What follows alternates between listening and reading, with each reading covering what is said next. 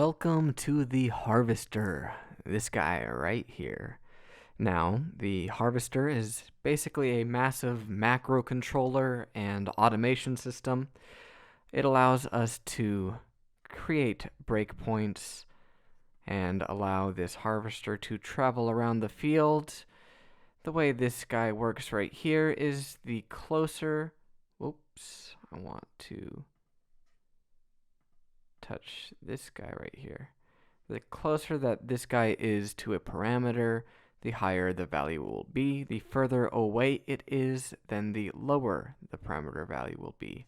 We can select and deselect any of our main page parameters, and we can view our parameters from up here. So we can see that the closer and farther away we get from reverb, which is active right now, then we can see those changes.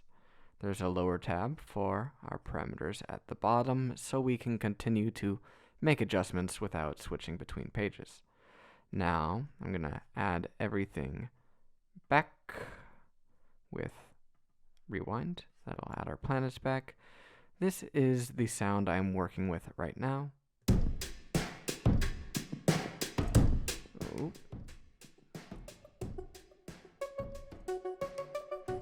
And when I click harvester, it's automatically going to make my modulation mix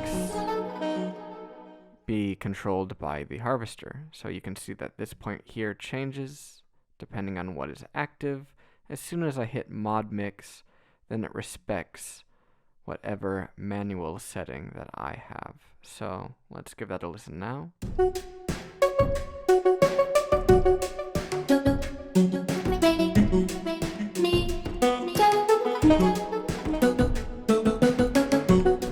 Alright, so let's dig in.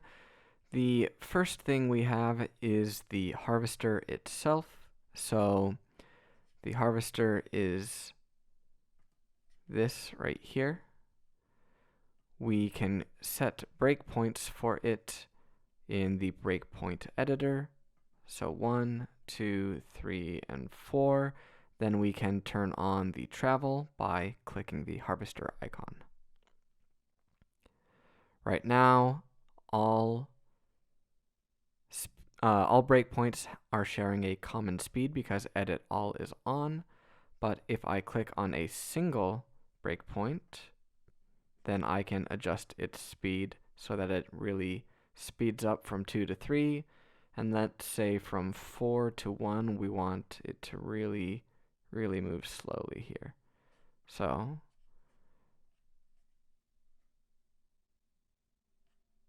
there we go.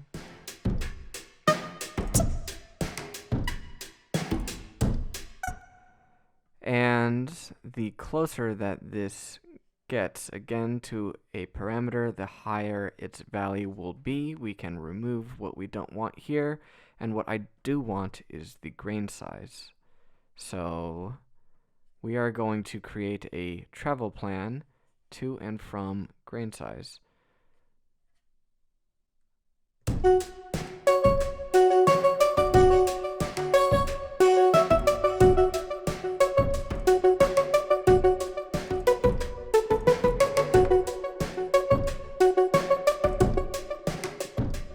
And I want this to be my minimum grain size, so I will put one breakpoint right here.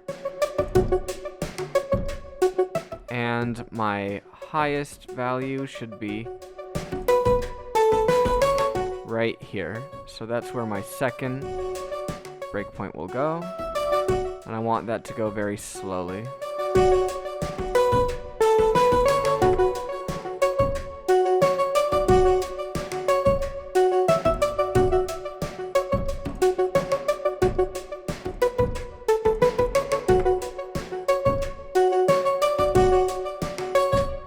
And I would like to add in some filter modulation here as well. So let's add filter. And as the harvester travels this way, I would like the filter level to increase. So let's see what we've got going now.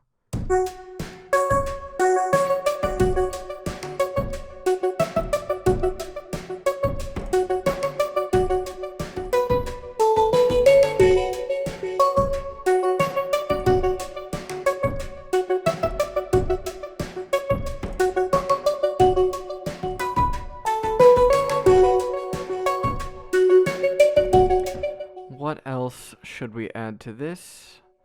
How about our mode here? So let's give that a little play. There we go. So as it gets over here, I want us to go from absolute to relative mode to get rid of that arpeggio. So let's add in mode and put that, where did he go? There it is, right about here. And let's see what we've got now.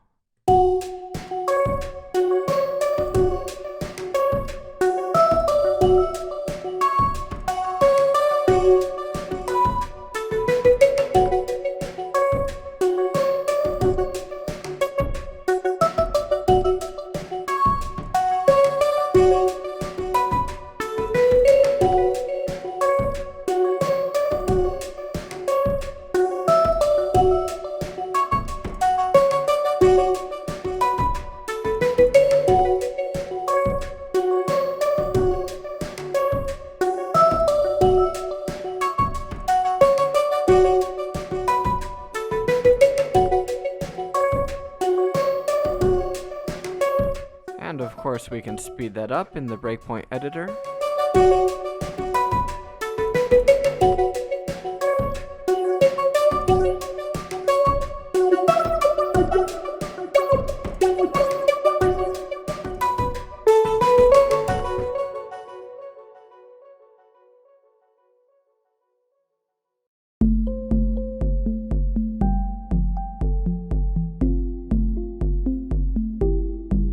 Now the Breakpoint editor in the Harvester is only the tip of the iceberg for our automation fun. We also have lots of immense capabilities with the Orbiter. Orbiter is no longer the official name, but that's how I like to think of it still. So the gist of the Orbiter is we have planets hiding behind each of these parameters. We can click and drag one out after record is engaged. The closer that the planet is to the Harvester, then the higher its value will be. So when we're right on top of it, it should be about 100. And when our planet is on top of our parameter, we should be at about 0. Now, our 0 point is determined by the radius control. We can think of radius as the radius around the Harvester. So there should be need to turn off record. There should be a 0 point making a invisible circle somewhere around here. Let's add in another parameter. Put that on 0. We'll add this guy in there too. Up on 0. And now as I decrease radius, then our 0 point is now going to be right in here, a little closer to the Harvester. We'll add in another. So our radius is now a bit tighter, and we can further decrease that, bringing our radius right into about here. So we can draw an invisible circle that goes about this far. And our maximum radius is, let's find the 0 point, almost all the way to the boundary of the field. Now I'm going to add everything back here and just get the parameters I want to work with, which are going to be grain size and mode. All right, there we go. So what I'd like to do, similar to our previous example, is record some automation of the grain size going from about 0 to about midway. So this is my musical example. And I'd like to do something like this.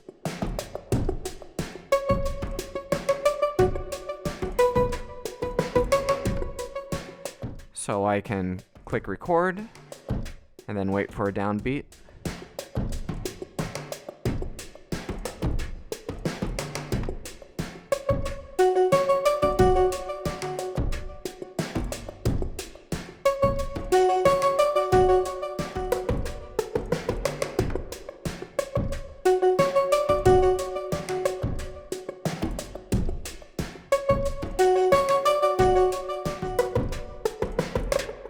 So, real quickly, this over here is a visualization of our recordings. So this was a rather long recording. The recording begins at this center line, and its duration lasts until it reaches here again. So if I record a much quicker automation with this mode here, we should see the orbit much quicker. All right, let's give that a shot.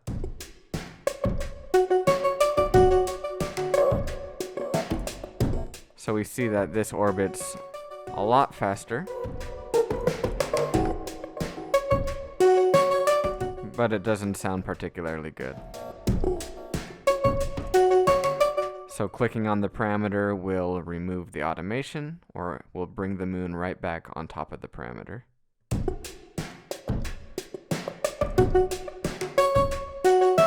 So a neat thing about this is that the automation is tied to the parameter, so we can move this around but keep its automation intact. This may be good if I wanted to maybe ease back a little bit.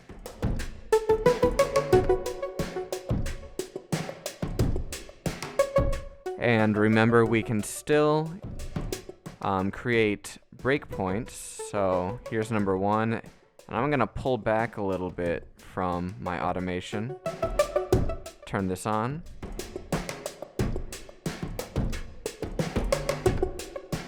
And bring this back a little closer.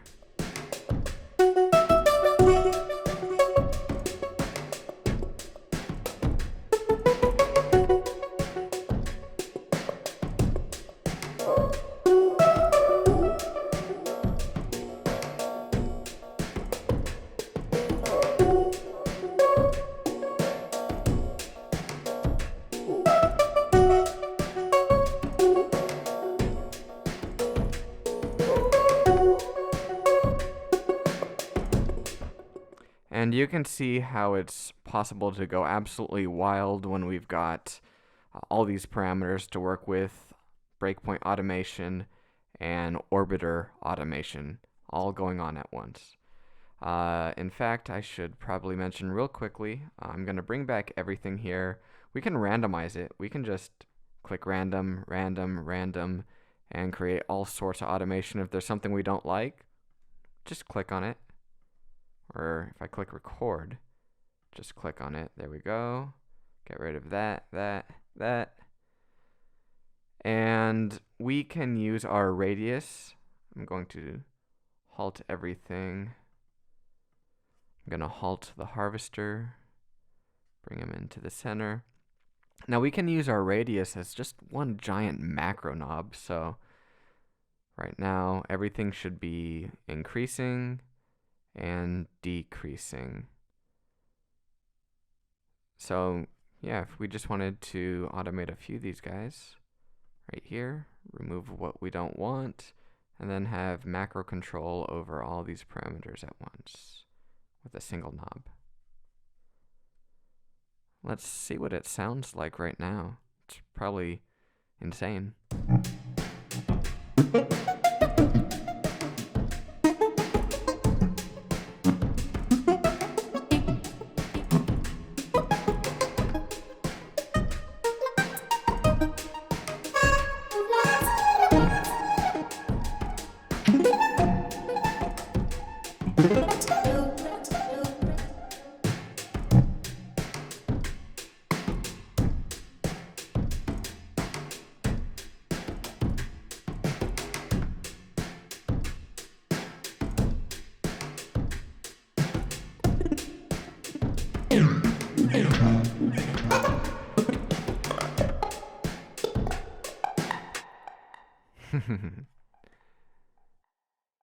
In a nutshell, that is our orbiter section of the harvester.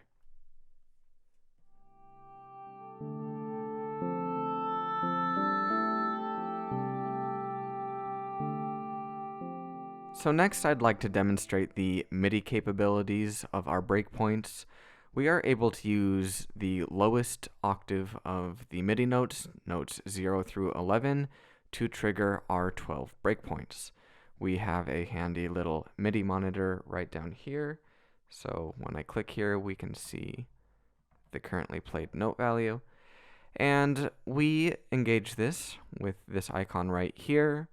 We maybe randomize some breakpoints, and then we can jump through them.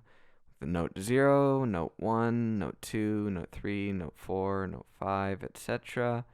We can see that on the monitor as well right here. Now, I have something I would like to try. It's a little convoluted and it's going to take a little bit of setup, so bear with me for a moment. What I would like to do is fill this buffer with 8 evenly spaced hits, and then use our breakpoints to scan through the position. So I'm going to bring position over here to 0, and then I'm going to fill our buffer. So I'll click record. This is what I've got going right here, just 8 evenly spaced hits. I'll turn off record. Very good. And then our buffer is just filled like this. I'm gonna turn off that. So I'd like to jump between these hits now using our breakpoints. So let's go back to the harvester, breakpoint editor, and I'm going to create 8 points. They don't have to be specific right now, I just want 8 of them. And I'm going to turn on max speed, harvester on. Our harvester jumped, so let me bring you back here. Alright. So breakpoint number 1 is at this value. Breakpoint number 2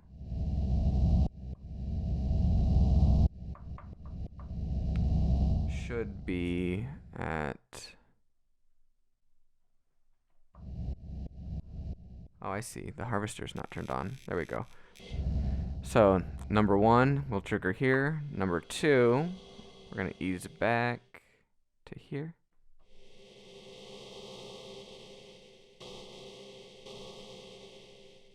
Number 3.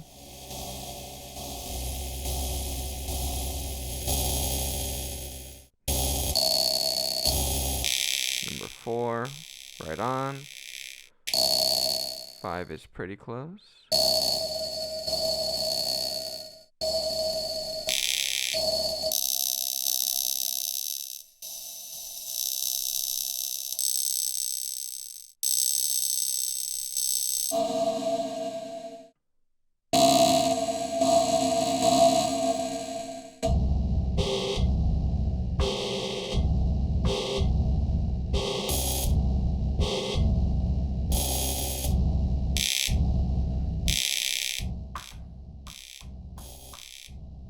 Now this is monophonic essentially. Can't trigger multiple positions at the same time. But what we can do is we can trigger our envelopes. We can use notes 0 through 11 to trigger the envelope, the LFO, or the record function. So right now I've got the envelope triggering. And let's just give this some attack, make it a little more ambient and atmospheric.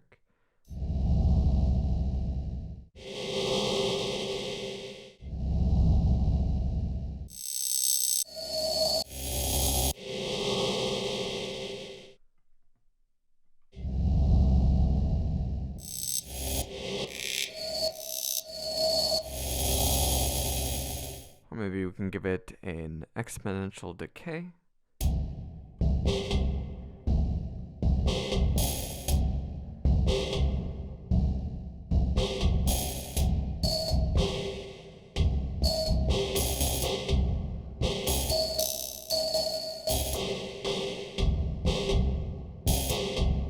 And why don't we play something from this guy right here.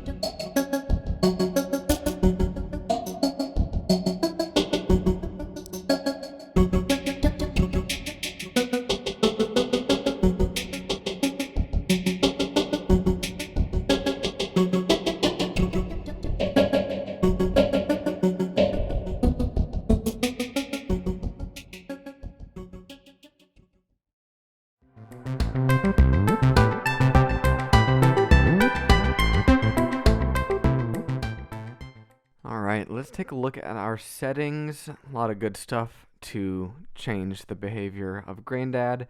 Now, the first is going to be dry wet mode. This is a setting for this parameter right here. Normally, this is a crossfader for our incoming audio and our granulated output. I'll demonstrate. Okay, so this is my dry signal. This is my granulated signal. And now when I change this to dry level, this knob only controls our incoming level, so the dry drums. And we can set our effects balance with the second knob. Of course, you may want to use this with the dry wet control in our trigger sequencer to do stuff like this.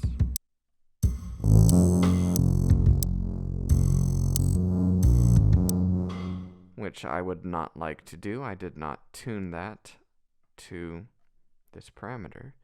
So next is our Reverb Add Mode.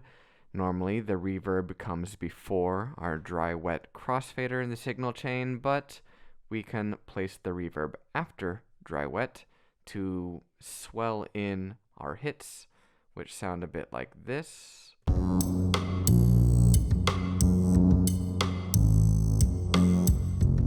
And without. Now our dry wet is cutting out that reverb tail. And now it's swelling into our reverb.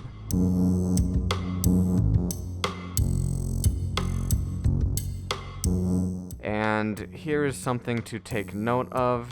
I'm gonna go full dry, but because the reverb comes after dry wet in our signal chain, that means that anything going into our reverb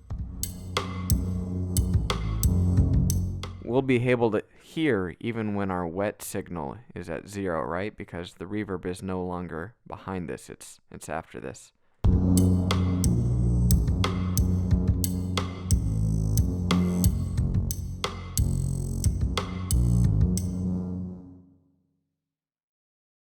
MIDI pitch mode affects this parameter in our MIDI mode here.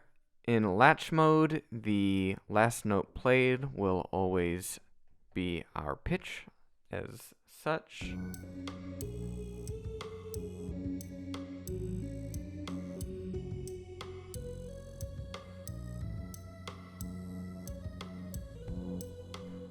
However, in momentary mode, we're always going to jump back to the current setting. So if I click MIDI note 54, when I release, it's going to go back to a 0 pitch like this.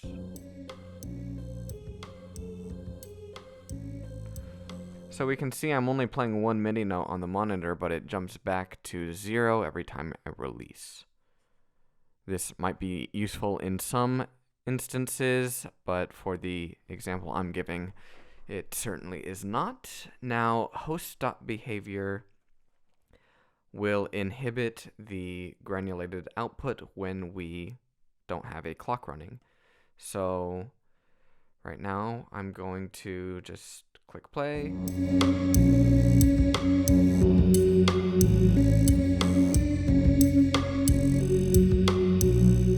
And then when I release, the granulated output stops. However, if I click forever, then whether I'm playing or not,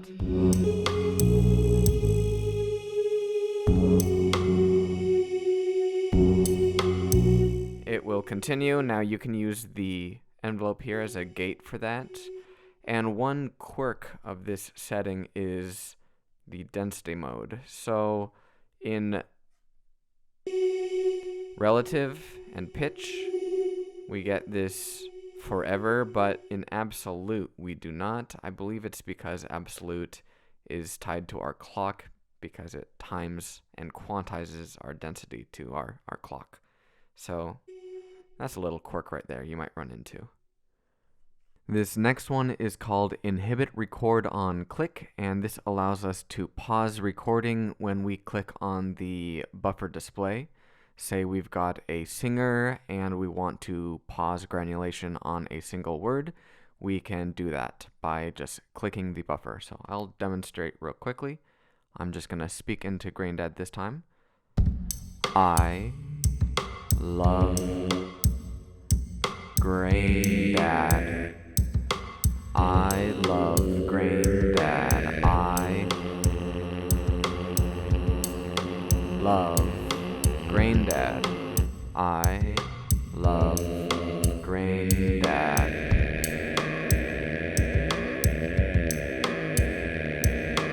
I